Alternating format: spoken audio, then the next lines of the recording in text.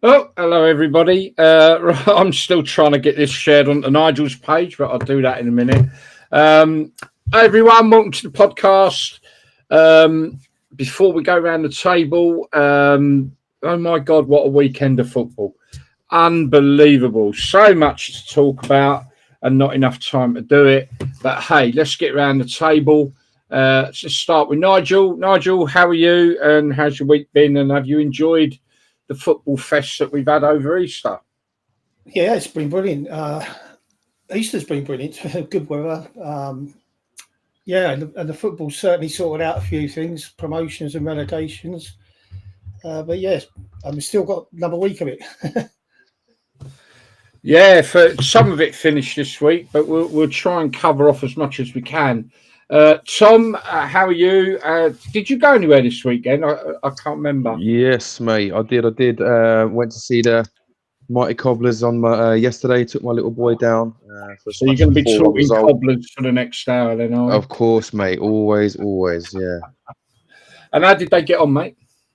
Smashed Rosebery 4-1. That's our status in League One confirmed for another season. So that's 3 consecutive seasons now in League One, which we haven't done for a fair amount of time. So yeah, nice and happy, mate. Nice and happy. Quality. And I'd like to introduce you to our special guest, Brett, who is, and I hope I'm right, the chairman of That's Leicester right, St mate. Andrews, who play in the Midland Division. Is that right?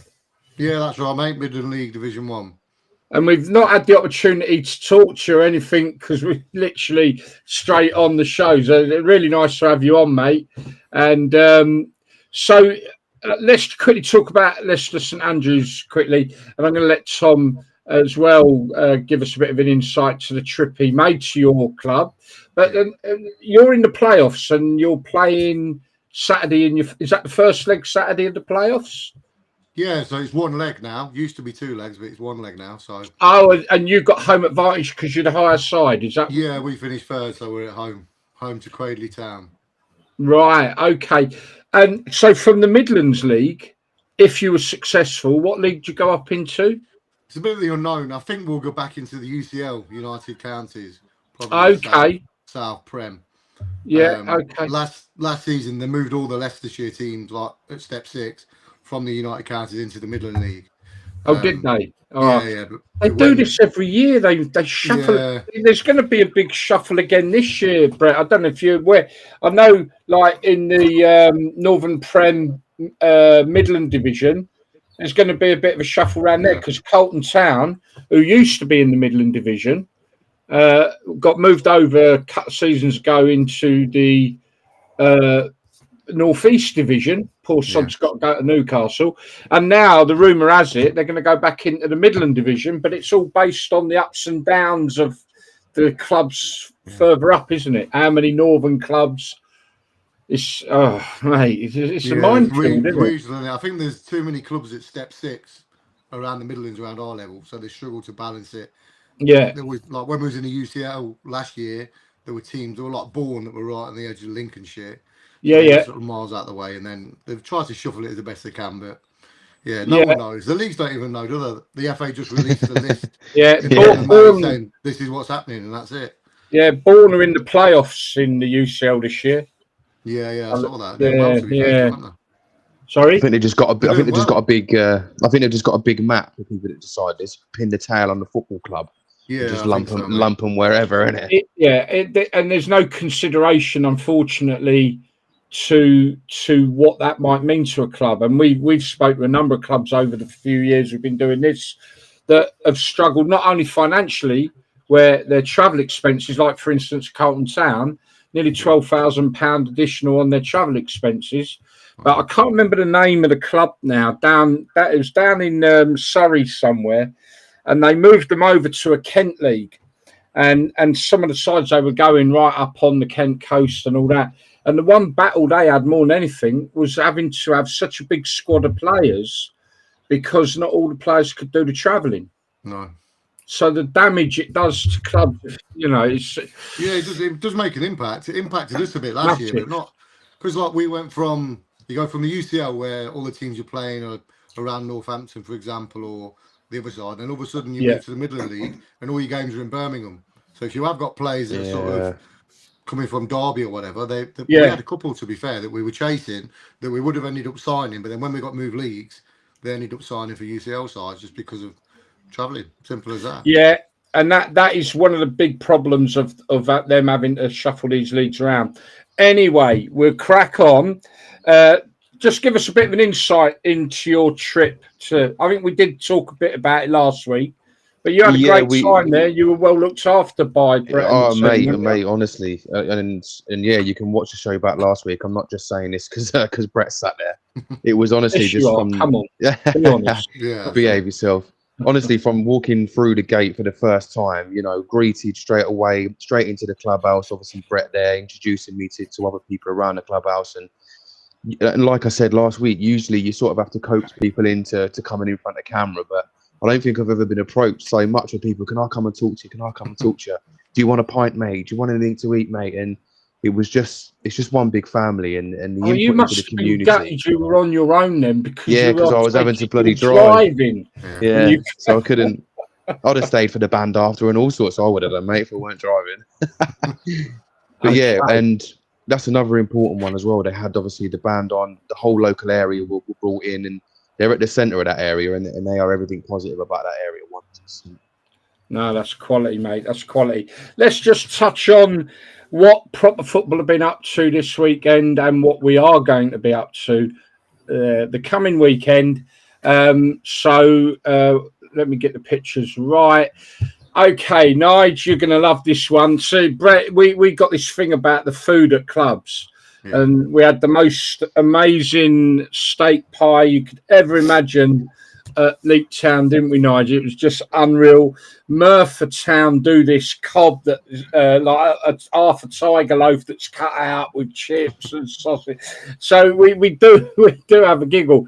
Anyway, this weekend Dan was down at Basingstoke, and he's done this about the food. Just take a look at this hot dog, man, as well. Size of that hot dog. But yeah.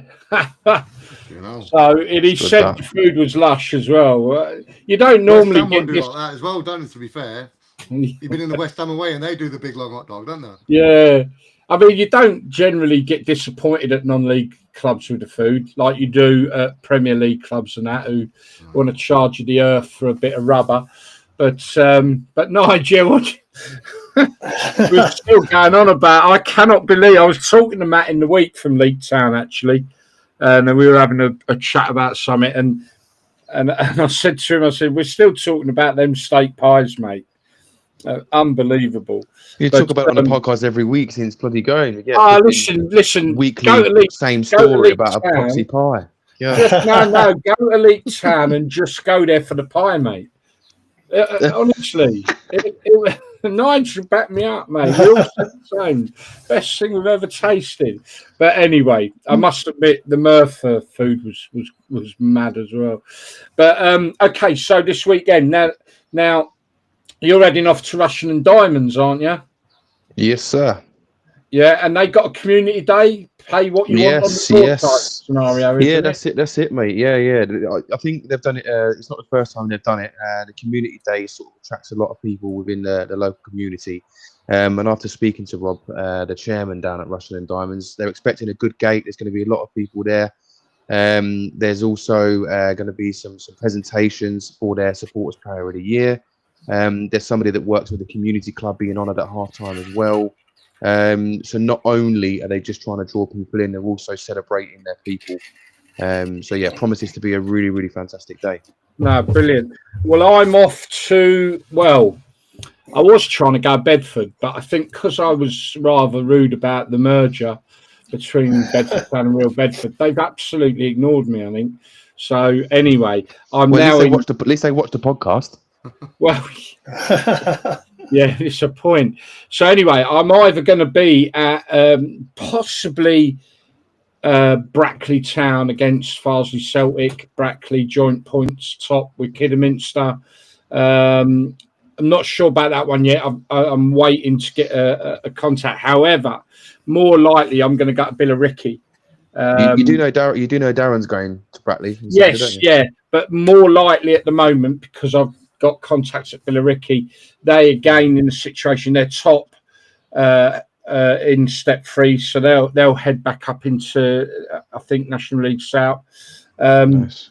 So they're top of the league at the minute, but joint top, and there are 3. I've got a thing. Let me bring it up. Sorry, where is it? Yeah, don't rely on your memory, Gaz. Whatever you do.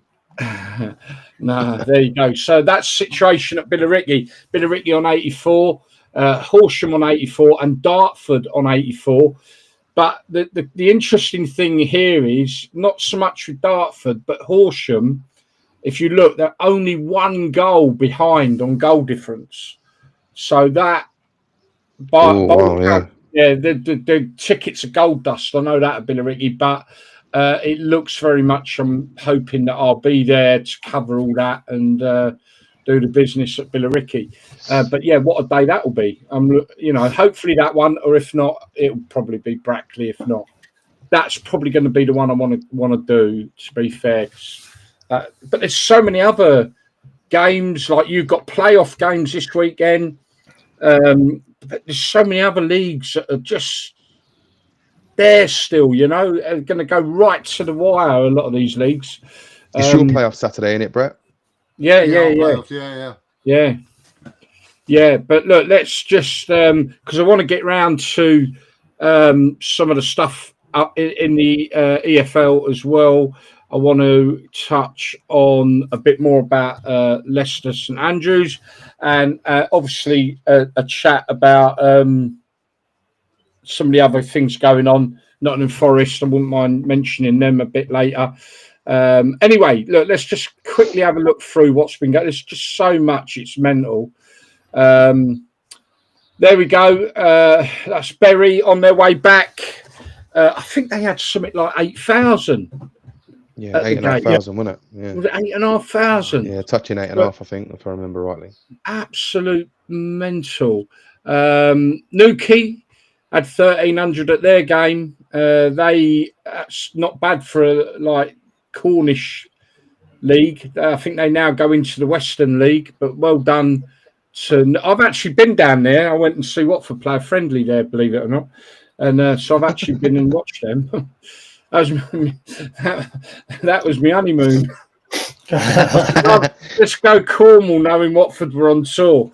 But anyway, that's another story.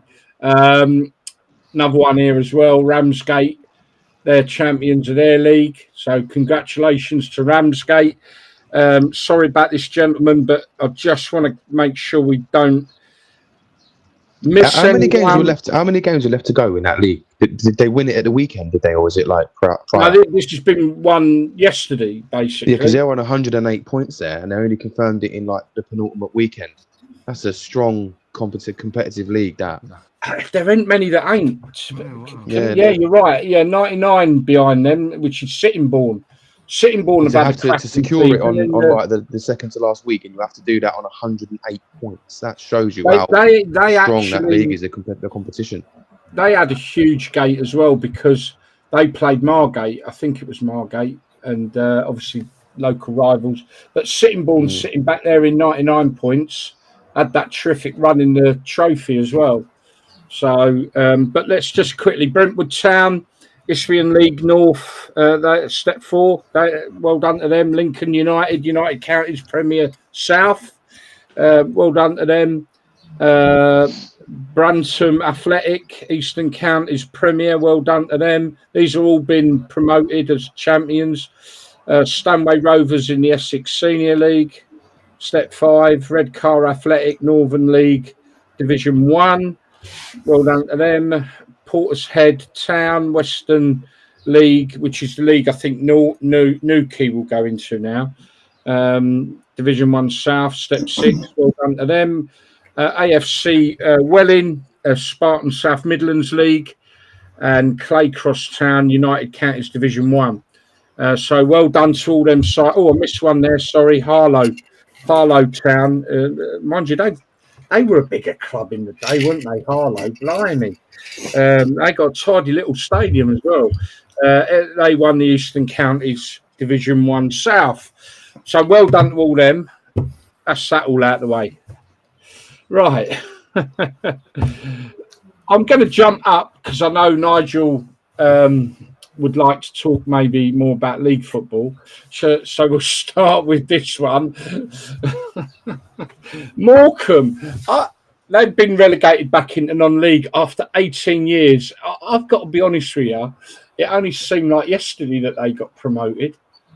They were League One. They were League One last season. They've gone can't 2 believe consecutive 18 relegations. Huh?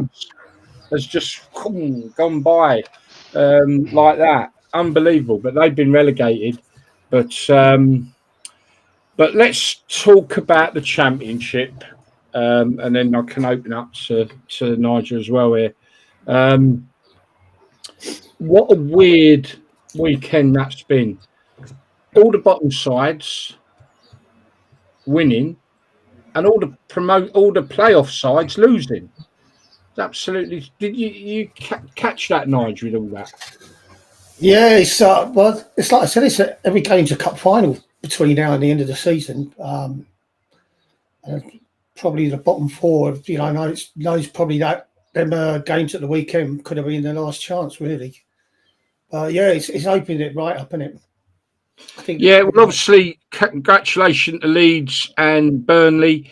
I've just got a video here of what was going on. We'll ask the question of you in a minute. Do we actually think that these two sides could stay up? But before we do that, or before you answer that question, this is what was going on at Ellen Road last night with Leeds fans supporting Burnley for the night. And these are the celebrations with Burnley's win over Sheffield United.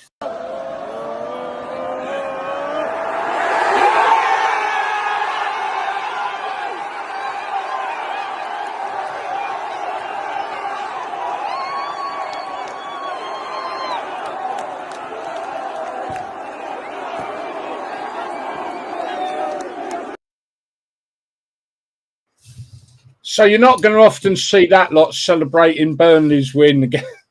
Yeah, but that's because it's Sheffield United aren't going up, isn't it? They're right. They're the Yorkshire rivals, absolutely. But yeah, just a balmy weekend of football in the Championship. Do you know the good thing about Luton getting a 3-1 win, Derby getting a 3-1 win, Hull winning, Plymouth getting a brilliant win. It's like they must have all thought, hey, we've got to win, and then realise everyone else around them's won, so they're no better off. Yeah, but do you know what the good thing about it with Burnley and Leeds is they're both promoted now, so they can go in the next game to see who gets the title, and there's no pressure on them. And I was in that situation when I went from Watford to Derby, and we got promoted against Leeds the week before. We lost on the Monday, and it went to playing Plymouth at the baseball ground to see who won the title, and we won the title. So for them players at Leeds and Burnley, the pressure's off. They can go into the next match and enjoy it a bit. Well, what's it feel like as a player winning promotion like that? Well, I mean, you've been in it more than once. Obviously, you've done it with Watford, you've done it with Derby. Yeah, it's a player. It's an absolutely brilliant feeling. Like your adrenaline's running high, and it's just something as a footballer, if you experience that, you're lucky, especially at the level I played at. And it was a big risk for me leaving Watford to go to Derby because I was dropping down a division. So, everybody was saying to me, you're mad, dropping down a division. Watford were playing Walsall in the quarterfinals of the Cup, FA Cup. So it's more or less guaranteed to get the semis. But yeah, we went on a run when I played for Derby, and we ended up winning the title. So, and Watford went on to the semis and got stomped 4-1 by Tottenham. Yeah. Yeah. Yeah. That was a strange one as well, because Steve Sherwood had failed a fitness test. And they brought that lad in from Wales, didn't they? Yeah. But I was hearing little murmurs that Shirley was fit. So I don't know whether Graham Taylor decided himself that he weren't fit enough to play. But yeah, it's a strange one. Eddie Plumley going in goal for him. But we actually lost the game on Monday. We'd have won the game on Monday. We would have won the title. So it was almost nice losing the game because we went to the last game at the baseball ground. And that was some atmosphere at night as well. Oh, I don't know where Tom's disappeared to. Let's just quickly, because I want to come on to Brett in a minute, but let's just quickly touch on the Premier League. I mean, for me, the standout game is got to be Forest at Spurs, keeping their dream alive. I mean, Brett, I mean, obviously, you're Leicestershire. You keep an eye on Forest as well. Yeah. Obviously, they're all rival on them. I'm a Leicester season ticket holder as well as obviously chairman, but I don't. Right, okay. I think I've been to one game which was against Forest, funny enough, this season. But yeah, fair play to them, doing really well now. Yeah, it's just refreshing, like Leicester did that time. Yeah. I mean, we won't talk about Leicester today, for you. I mean, don't want to put you through that. Although Vardy summed it up today, didn't he? Basically, he's feeling the pain, bless him, isn't he?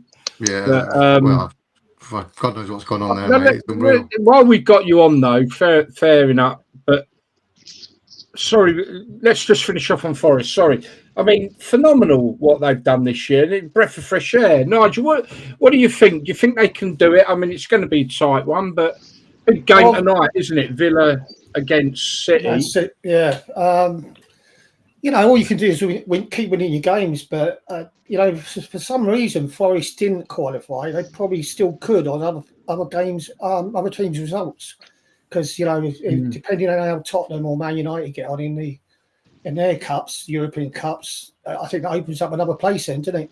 Yeah, in the European Champions League. And they've got City in the semi-final Saturday, didn't they, at Wembley? Yeah, well, they're saying that we could end up with seven Premier League sides in the European Champions Cup next year. Yes, yeah.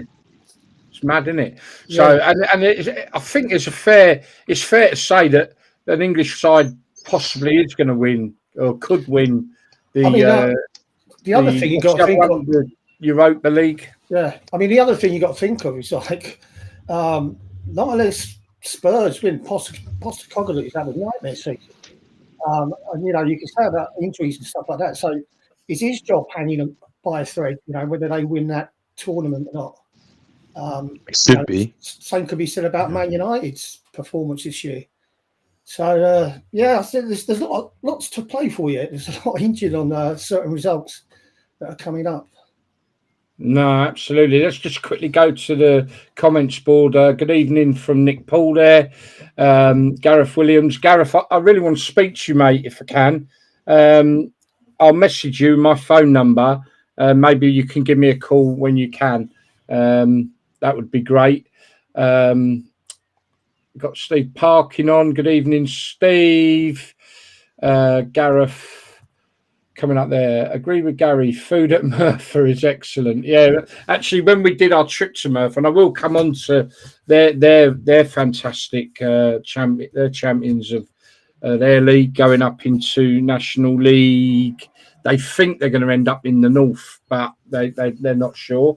But we met Gareth down at. He was grand up in there, believe it or not. What's this one? Okay, Pollard plays. National League South is a real close one. It's just close everywhere, isn't it? So it's mad. National League South has been the maddest of the lot ongoing, I think. But I think they're just absolutely balmy. Hascott's won their league with 100 points. So we've not covered them all. There's so many leagues out there. But well done to Hascott. Anyway, Gareth Williams, what's this? I fear my side Cardiff couldn't beat any of the sides around us. 2 games left. West Brom at home and Norwich away. Lose Sunday, relegation. Cardiff in League One. You'll be one of the big boys in there, though, wouldn't you? Your friend here, mate, Damo. Plus Tony Mowbray losing his job at West Brom. Yeah, okay. The important thing about Tony Mowbray, gentlemen, if you will agree, is that he's on the mend health-wise, isn't he? And I'm sure the job's rather less important than his health, because he had that really bad scare, didn't he? Bless him. Just quickly running through, because I've neglected them. What we got now? Was surprised to see Mowbray relieved of his job.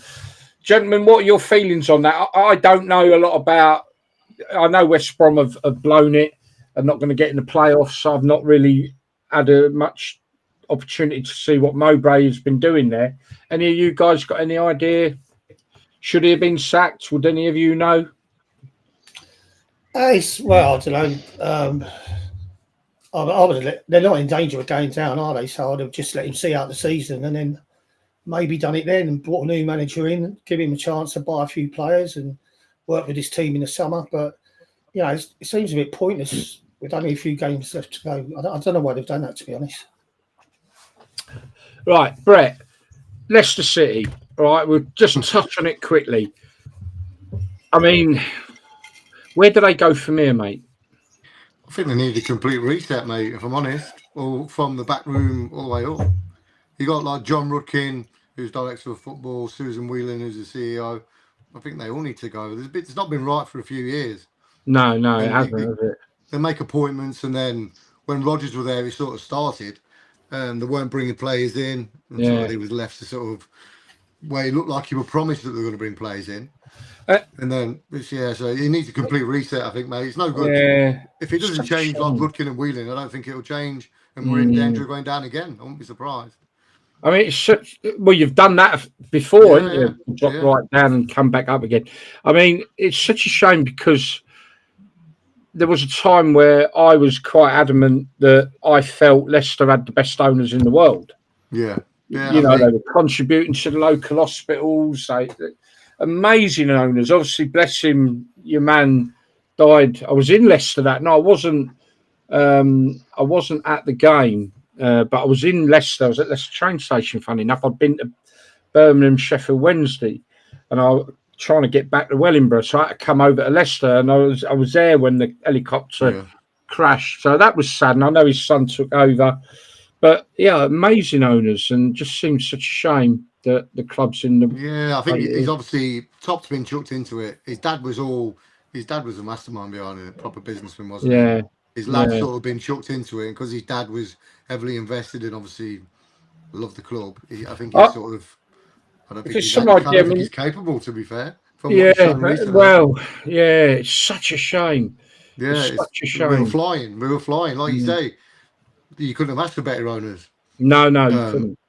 They at the time, I thought they were by far the best owners in the country. I did. Yeah, they were. They were back then. Knowing all what they did for the community and how they were doing it with the club, and even when he passed, I was at Leicester the day like with Watford, and Watford brought up this huge surfing flag, and it was basically thanking your owner that passed for helping everyone else dream, which I think was the general consensus when Leicester won the Premier League. It made all the lower clubs think, wow, we can dream, and that's what the flag basically said. And it got passed around the ground by Leicester fans and everything. And the ownership, mate, the problem was I didn't see any of the game. They went, right, we can't believe what you Watford fans have done, and when everything, beer, food, everything free, mate. There was a mass evacuation into the bar.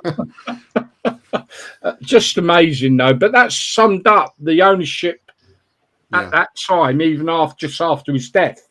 Literally paid for everything. Open bar, absolutely mad. He was that emotional about what we'd done, I guess. But okay, question: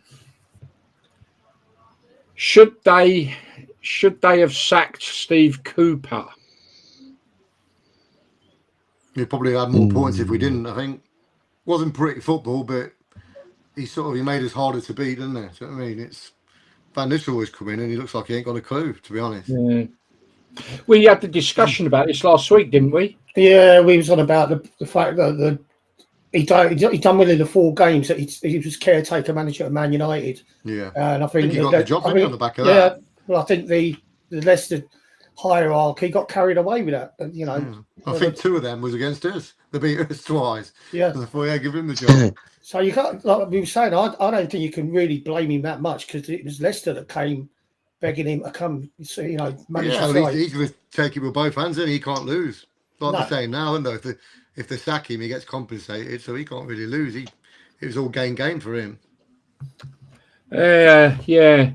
So interesting. So potentially, yeah, maybe it was the wrong decision then, or certainly too early. Might have been the Yeah, better way of putting it. Leicester fans are very fickle, mate. So they were on Cooper's back from I day know one a because he few was of at them. Forest. And do you know what I mean? Yeah, we are like blue monkeys, they call them in Leicester. You know what I mean? We are. We've got loads of them. Backfired now, isn't it? You got that little triangle though. You've got Derby, Forest, and Leicester in that little triangle. Where it's surprising when a Forest manager goes to Leicester or went to Derby. And they all hate Forest. Yeah. Yeah. But anyway, right, okay. Let's just quickly touch on Leicester St Andrews, mate. So you play in the Midland Division. Give us a bit of an insight into the club, your youth section. You know what goes on. Yeah, so we've got teams from under 6 all the way up to veterans. We're fairly rarely new, to be honest, with youth teams. We only sort of started out, but we're predominantly a senior club back in the day. It was only sort of mid-2000s when we started inviting junior teams along, just because of the space we had. But there was a team in Leicester called YMCA that were quite a big youth setup.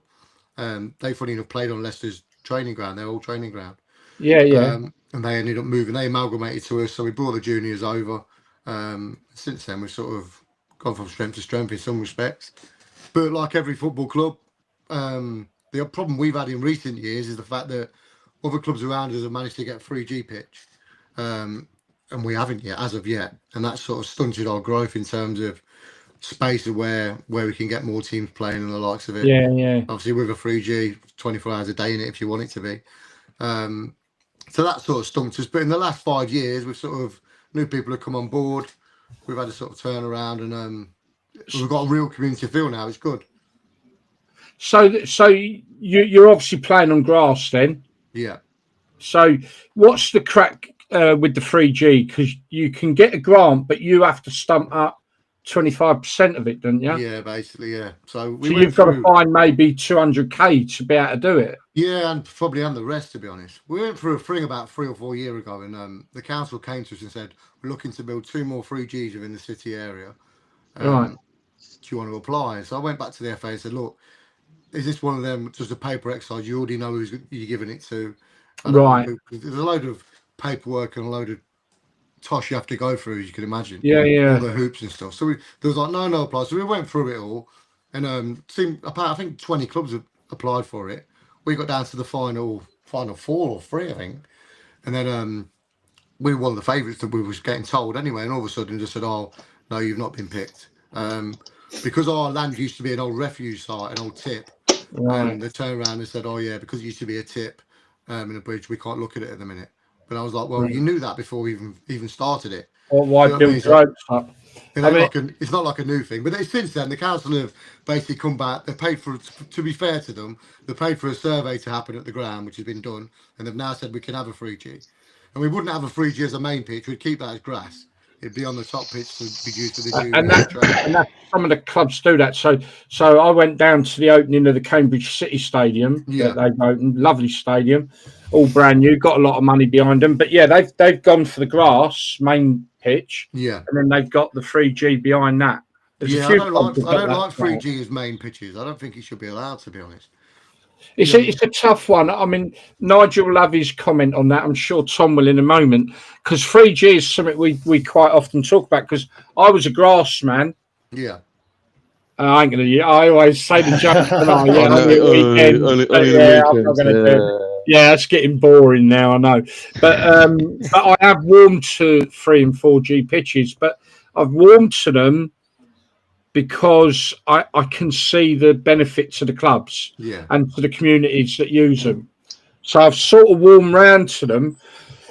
But I agree with you. If you've got a club that necessarily has got the room, then maybe have the grass and a 3G out the back. That you know, if they've got the room. But I'd warmed to them on that basis. You know, Nigel, you've had some thoughts on the 3G? I'm not against it, but I just don't like the fact that it's sort of like perfect football, isn't it? You're never going to get these strange bounces. Nothing strange is going to happen. The pass is going to be true. It's going to go in a straight line. I'm not sure I'd want to play on him, but if it is a way that keeps a club running and not having to cancel matches, and that's the way forward. Then it's at the end of the day, you've got to play on it. If you're a away team and you go there, that's what it is. You've got to play on it anyway. But I do prefer grass to the artificial pitches. Yeah. That's just me. Well, I mean, you've been around a few grounds now. Well, some have, some haven't. What are your feelings? Who's that? To me? Tom, yeah.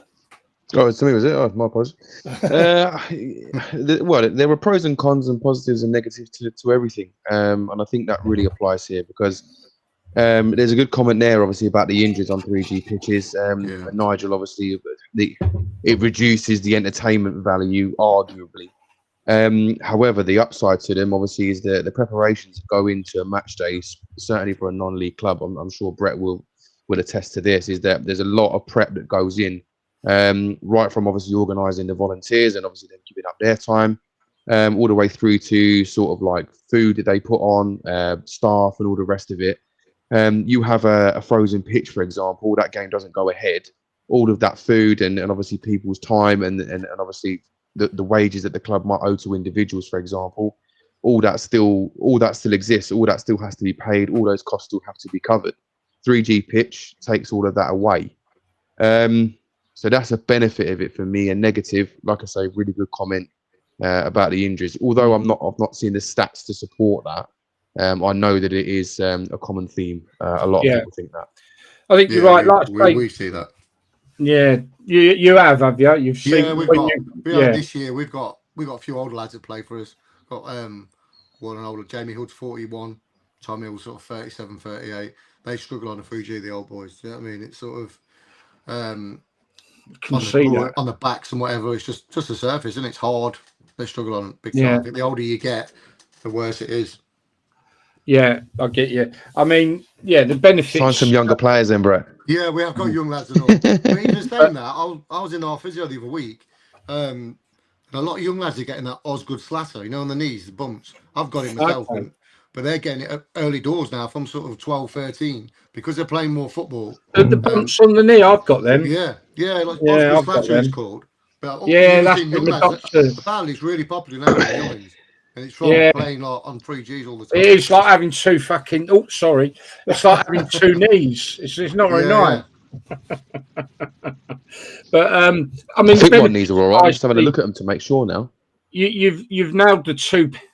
Yeah, it is. It's through playing sport, one way or the other. But you're right. One of the benefits, which is. I was at Sutton United for their game against Bourne in the FA Vars. Obviously, Sutton United, you'll know them. Nice little setup there, isn't it? Lovely. But their game would have been called off had they not got a 3G pitch. Yeah. That's a lovely little setup there. Yeah, I must admit. But again, I looked at it and I thought that would have cost them a fortune because they obviously had about 1,700 there that day. Yeah. There was a big away support as well. So they'd gone to town on everything, If that had got called off, wow, that would have cost a few bob, But and like I say, the other benefit is it can give the community 24/7. Well, not at night, man, not through the night, but the community. So I get the benefits, but the perfect scenario it is you. Sorry, gentlemen, and never change, Gaz. Mark, I wondered whether it was you, mate. Mark has something to do with MK Dons. Not that we like them, Mark, but anyway. Do you still get the friction burns on these new 4G pitches? Yeah, that's a good question. Not like you used to. No, the old school ones where they're all sand based, weren't they? Yeah. The new ones, because of all that rubber crumb, they tend to be like wet all the time, don't they? So you don't really get them. Is that black stuff that they have all over? Little rubber crumb, yeah. Because when I played obviously at QPR and Luton's ground when these synthetic pitches first come out, they were bad. There must have been about 6 or 7 of us in the physio room getting friction burns sorted out. Oh, actually, you're just being asked, Nigel. Did you ever play plastic, either QPR, Oldham, Luton back in the day? How did it affect your game when you played on grass every week? So, yeah. So what? I mean, I played on Luton a couple of times because I used to rent it out. So I played there 3 times for the work side, And but yeah, you're just horrible. Yeah, But how did it affect you then when you're playing grass all the time? Back in that day, then you would go at them odd, very rare games where you'd have to play. Did it really affect the game? Well, yeah, I mean, like you're playing with Pimpleys on, which are like trainers, and the ball was hitting the surface and bouncing about 10 foot up in the air. And they used to invite, I know QPR and Luton, we used to get invited to train on their pitch during the week to get used to it, because I think they were the only two that had it at the time. But the surface was really quick. If the ball wasn't direct to you, it just ran away from you. And yeah, it was really hard when they first came out. And I mean, QPR were lucky; they had Wayne Faraday, who's one of the quickest players on the planet. So he sort of quite liked it. But yeah, I'd sooner be playing on the pitches, the synthetic ones now. They look okay. I mean, like I said, our main injuries were them friction burns. Right. What sort of gates do you get at Leicester St Andrews, mate? What sort of crowd are you pulling in? It varies, mate, a bit. Now we're getting on average about 120 now, about 120 every game. And that's going up. There'll be a big crowd there this Saturday because it's obviously the playoff semi, so we're expecting a bigger crowd here then. Yeah. But yeah, when last year, the year before, on average, it's probably 40 or 50. But then now we're doing well again. You tend to get the locals back. Do you know what I mean? It's one of them. Yeah. Sing when you're winning top scenario, isn't it? That's what. Do you find you're step 6 at the moment, aren't you? Yeah, so yeah. Hopefully you'll be step 5. Obviously that will see a natural increase, I guess. Anyway. Yeah. But are you finding that non-league football? It's evident in quite a few clubs, but down maybe step 6, step 5. Are you finding people now moving away and coming to non-league a bit more? Yeah, we are definitely. I know I was telling Tom the other week, there's 6 people that I know that have got season tickets at Leicester. They all go together. But next year they said they're not renewing. They're going to come and watch us every week, home and away. Yeah. They've just had enough of it. There's like a disconnect now, isn't there, of like Premier League football? Yeah, massive. And everywhere we go, Tom must have heard this a few times now. He's been out and about. Everywhere I've been, that's the same story with everybody. They're totally disenfranchised and loving. And Nigel, you loved that at League Town, didn't you? The social element that you can't have in league football. Well, even Carlton Town, like that was good. Being able to sort of just go to the bar, get a drink, watch a game while you're outside having a sausage roll or something like that.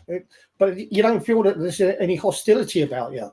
And that's the thing. Obviously, the fans are big rivals in promotions and in the Premier League and the Championship. But when you go to these non-league grounds, you do feel that you're part of the experience. And I've just enjoyed both times when we went to Carlton and League. I've both enjoyed. We're going to get you out a bit more next year, mate.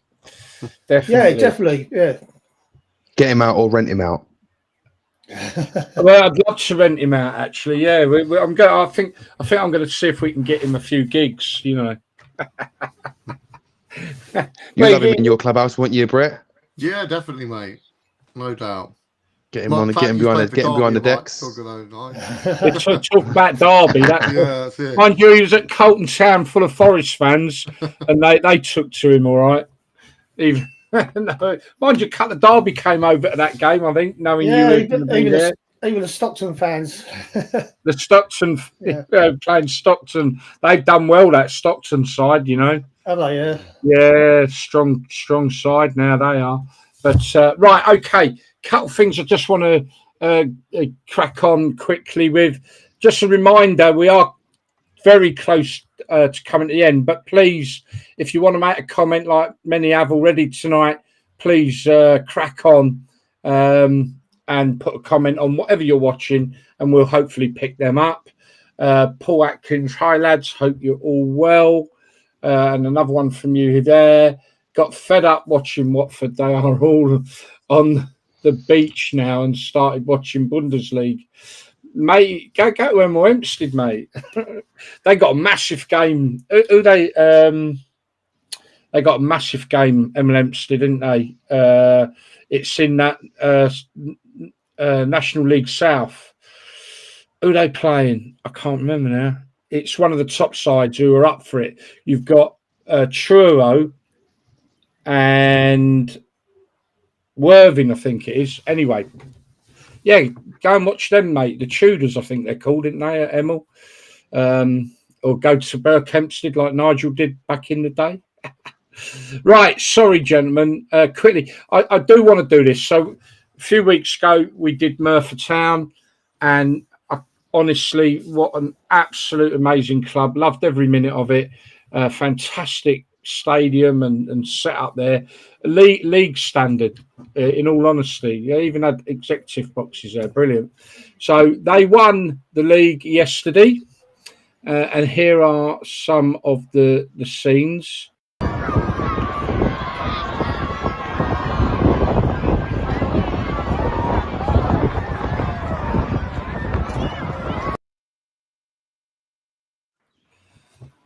That old terrace, covered terrace you see in the picture there, mate, that's like going down memory lane. It's amazing. Like, you just think you're back there. You're back there in the 80s, man. Absolutely brilliant. And this was them.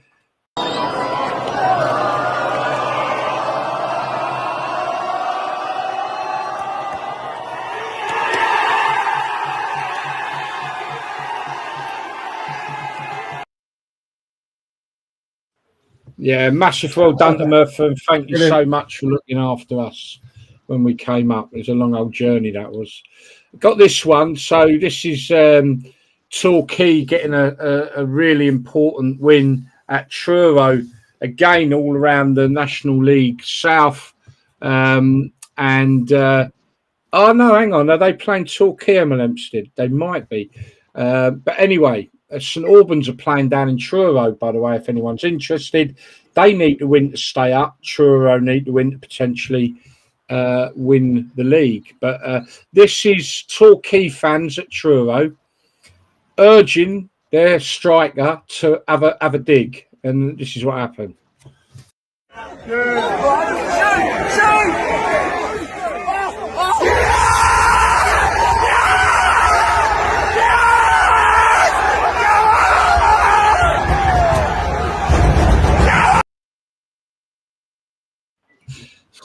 Wow, they got a goal there, didn't they? Eh? What a goal! And I don't know if you caught that right at the beginning. A few of them were shouting, "Shoot, shoot!" and he did, and scored a cracker there, didn't he? But yeah, there's just some absolutely amazing football to come. It's been a season and a half, I think. We are coming to the end now. I think it's been a brilliant season throughout the pyramid.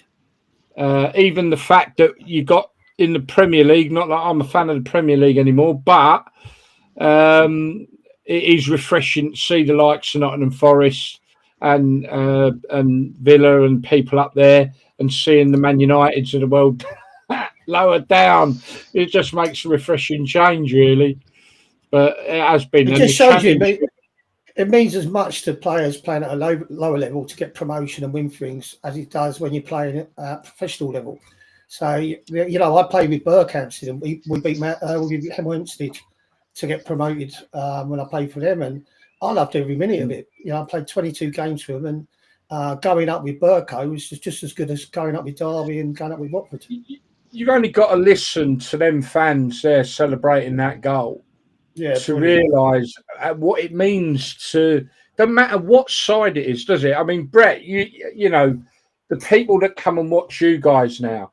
Right, that once they're hooked into the club, mate, that's it. It's their be all and end all, isn't it? Yeah, definitely, mate. We've got a few. They'll tell you, and Tom's met a few of them, that they just live for a Saturday, mate. A few older boys that literally live for it. Can't wait for. I've seen a few today down the club, and they're like, can't wait for Saturday.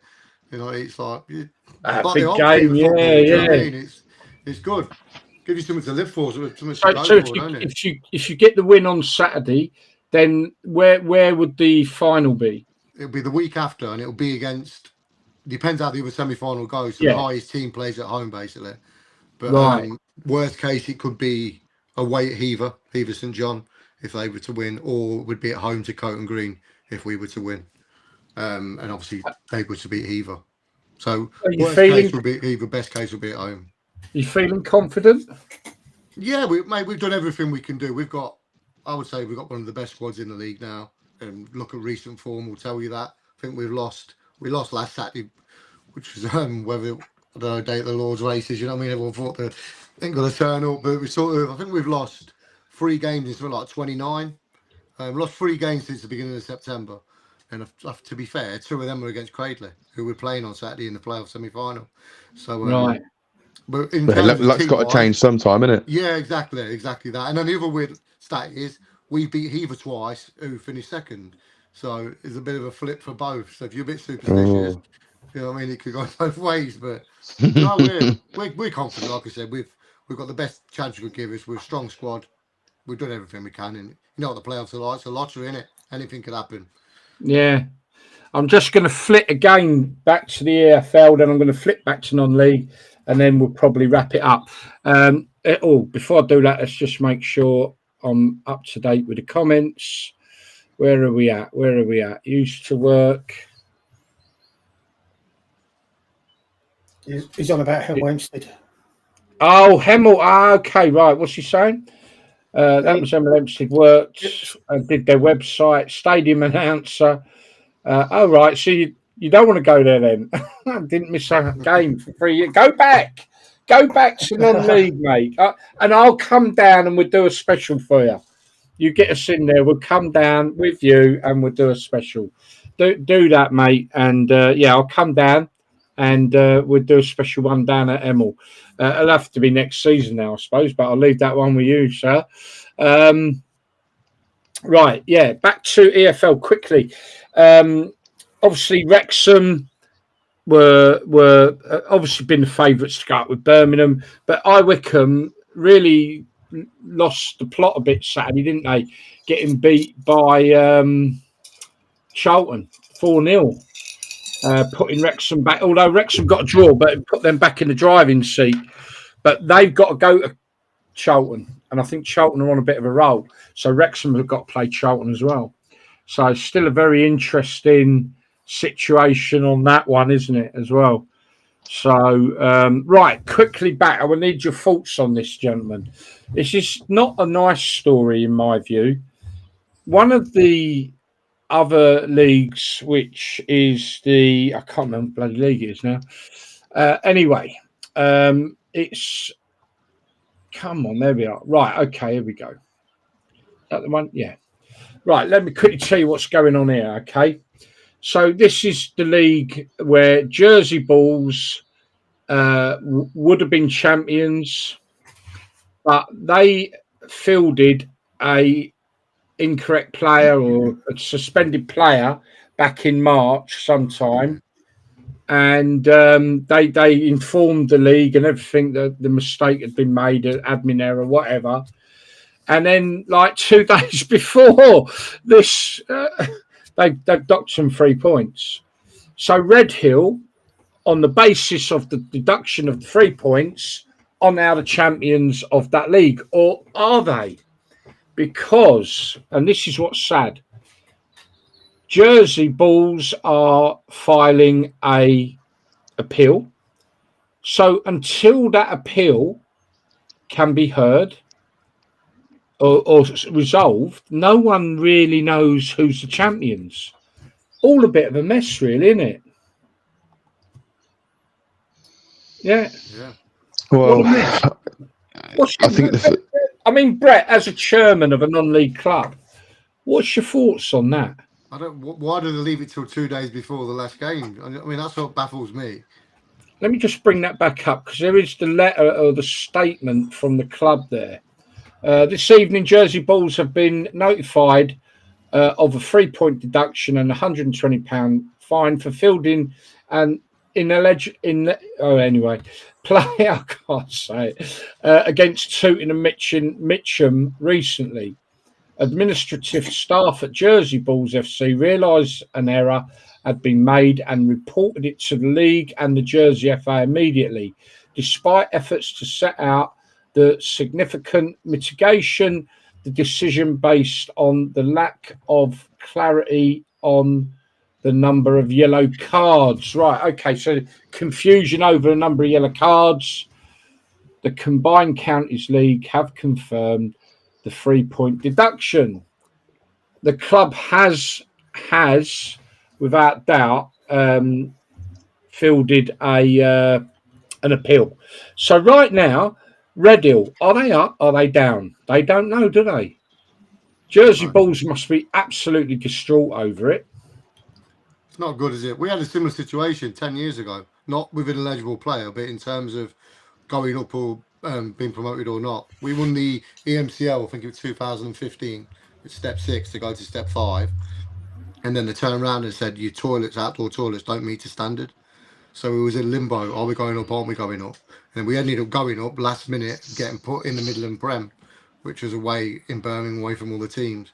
So from a club's point of view, it's a nightmare because you're in that limbo period, and the teams that are wanting to go up, they'll have their idea on players that want to sign for next season and players that are staying and all the rest of it. Because it starts early doors in non-league, and then you're in that limbo. What league are we in? And we're not in that league. You know how these things drag on. Yeah. It's a crazy situation for the players as well, isn't it, Nigel? Yeah. So the Redhill players, they can't celebrate, can they? Because they don't know, are they the champions? Are they not? How does that affect the playoffs? Yeah, it's like, I totally agree with Brett. I mean, they should have sorted it out quicker. You know, don't wait till the end of the season to deliver that bombshell. I mean, that's just wrong, isn't it? Sorry, Nigel, there is an element of, I think this happened back end of March. So, but they've waited almost a month to announce it. But yeah, but somebody should have, you know, sort of been sensible and said, look, you know, we need to get this sorted before it gets to the last 2 games. You know, and yeah, I feel for them. Like Redhill don't really deserve to go up because they finished behind Jersey Bulls. So I hope it gets reversed. The matches are won and lost on the pitch, aren't they? But it's hard for both sets of players now. You know, like you say, nobody knows when it's a bit like VAR. You score a goal and you wait for the VAR to confirm it before you put your hands in the air. Crazy situation. Tom, any thoughts? Yeah, well, I think the first mistake there is if you made the decision, then there shouldn't be an opportunity to appeal because it affects the wider picture. If they've come together to make that decision needs to be upheld because now, like you say, it holds people in limbo. Whether that decision should have been made in that respect in the first place or not, and now is completely academic. You give them the opportunity to appeal, then it just prolongs the process and it prolongs the waiting for everybody else involved. So I think that's a major mistake on their part, first and foremost. Is it not the case though that everyone has a right to appeal a decision of that nature? And Brett, you'd know that, wouldn't you? Yeah, so if any decisions, everyone's got the right to appeal a decision by the FA, haven't they? Yeah, unless it's some. I know they do it when they've moved teams leagues. They don't let you appeal, do they? Sometimes tell you that's it. They ignore you. I know. Precisely. It's weird. Well, by the sounds of it, was he ineligible because of too many yellow cards? Then they didn't realise he was banned. Yeah, so it would appear that they'd not. There was a misunderstanding over how many yellow cards he got. Okay. So he played the game.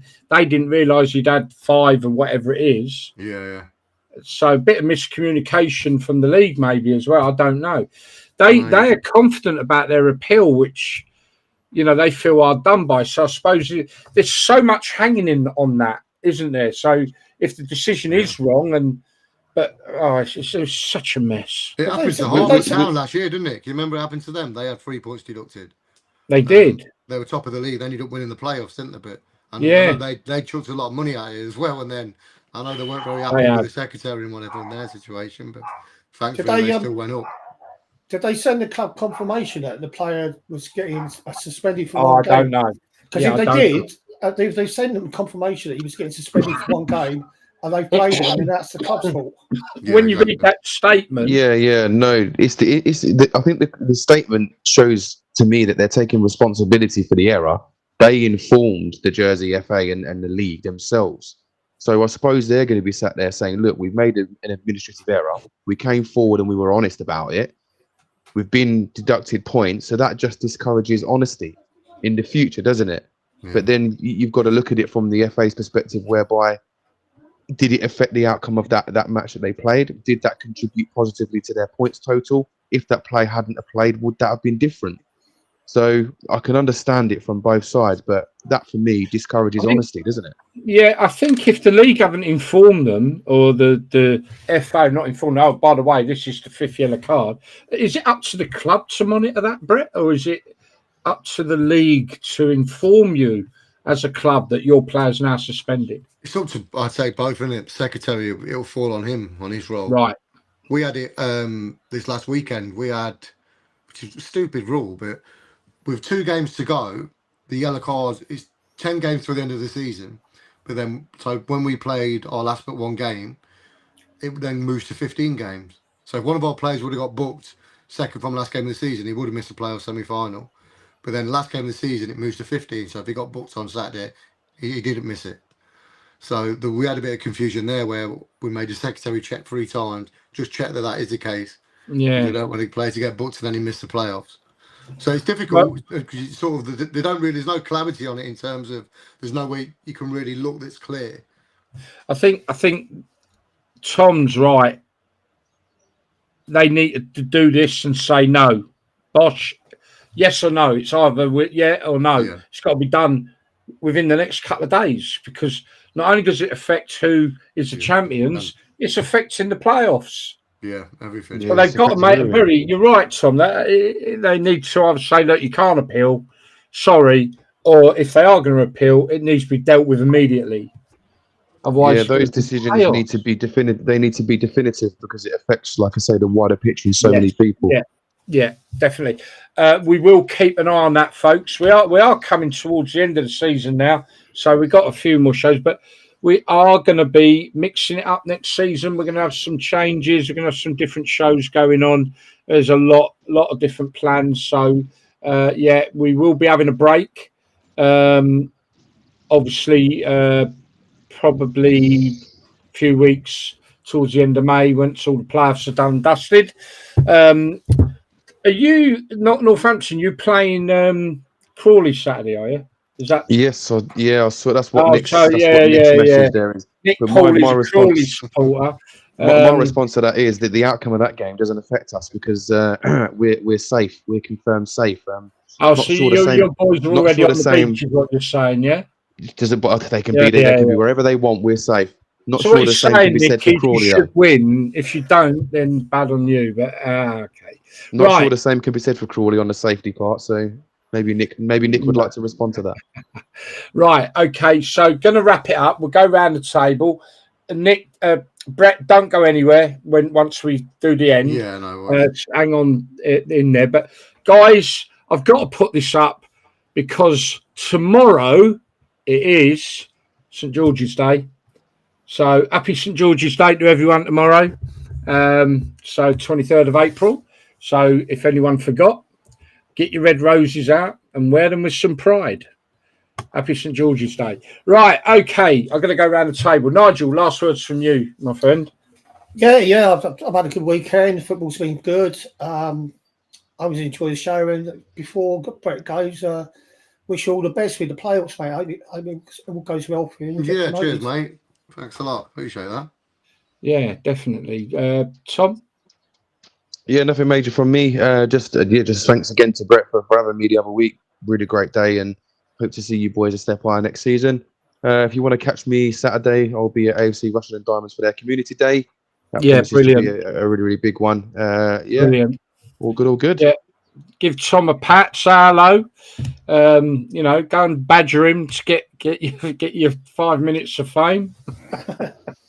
Don't leave him alone all day long, people. Really, I want a million interviews out of him. Right, no. Really enjoy your day.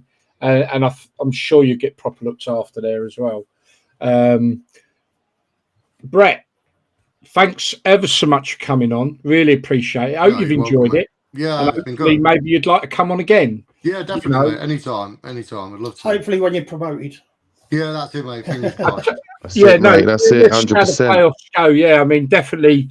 We'll get you back on if you're progressing. Yeah, definitely. Tell us all about it. Yeah, love to. Yeah, and we'll keep a close eye on them. We'll keep the relationship going anyway. But yeah, so from me, everybody, as always, have a really lovely week. Have a safe week. Be good. We should be back Monday, failing any problems that I normally have with my internet. But anyway, I've got my new internet now, by the way, chaps. So yeah, hopefully see you all again on Monday. Keep an eye out for, like I say, Tom at Russian Diamonds and me at hopefully Billericay, possibly Brackley, but Darren will be at Brackley, so say hello to Darren for sure. Okay, yeah, have a good week, and we'll catch you all next Monday. Right, as always, never ever ready, but here we are.